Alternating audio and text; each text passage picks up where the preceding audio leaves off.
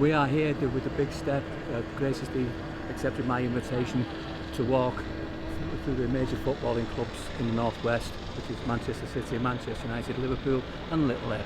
I've been campaigning for gambling reform for a long time. The big step, I've took this up with the clubs, try to get the clubs to stop having so much gambling adverts within football. Because for me it's ruining football. It used to be about going to the game with your kids and watching the match, things like that. Now it's all about coming to the game with your kids and all they see is adverts everywhere, adverts on the shirts. So as they're growing up, they're seeing it as nothing major. And this is what the gambling companies want. They want to groom the next generation of addicts. So they're happy to be in football and they're happy to have their adverts everywhere. And we need to get rid of them. The walkers today have got on their t-shirts 409. That's the number of people that have been lost to suicide through gambling. And we have to stop it. We have to stop those lives being lost. Anything that reduces the, putting gambling in front of people is important. Sport is not a place where we should have gambling advertised. Sport should be helping people, not leading on a path that leads them to suicide, and I really do believe it's the right thing to do. Years ago we used to have sports advertising tobacco and cigarettes, and we don't have that anymore. So I think this is actually just a really good cause. I'm here to walk for my daughter, Kimberly, who sadly took her own life as a gambling addict. And the reason why I'm in the fight is to make people aware of just how difficult it is when you're a gambling addict. If you are a gambling addict and you are suffering or you are struggling, then go and get the help that you need, and there is help out there. Open up and say, I've got a problem.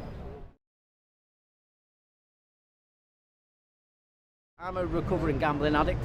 I'm a season ticket holder here at Everton, at Goodison. I've joined the big step who have walked from Manchester to Everton today, and walking onto Anfield. I wrote this petition a couple of weeks ago when Everton signed up their partnership with stake.com. We've had 30,000 signatures, which is the exact same number of season ticket holders there are inside the ground behind me. But it just goes to show that ordinary people, football fans, not just Everton fans, but ordinary people are now starting to be bothered by the amount of adverts, not just on the front of football shirts. That's just one area.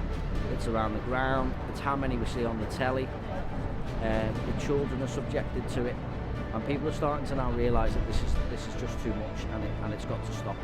One life lost as a result of gambling is one too many, and I think some of these companies, big companies, have blood on their hands, and they should do something in terms of putting in restrictions. At every football club we've been to on this walk, we've had a minute silence for all those lives lost to gambling, including for some of the families that have been left behind that have joined us this week. And we do that to reflect and to remember, but also to demand change as well, because we can't keep having people die because of gambling related suicide. So we'll keep doing this until that stops. It's been hard to just contemplate what could have been for a lot of us.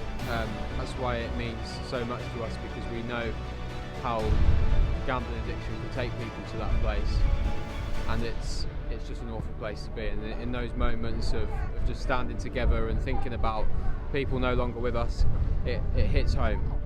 But we want to be hopeful, and that there is hope, there is help, and there is a life without gambling possible for people out there that are struggling.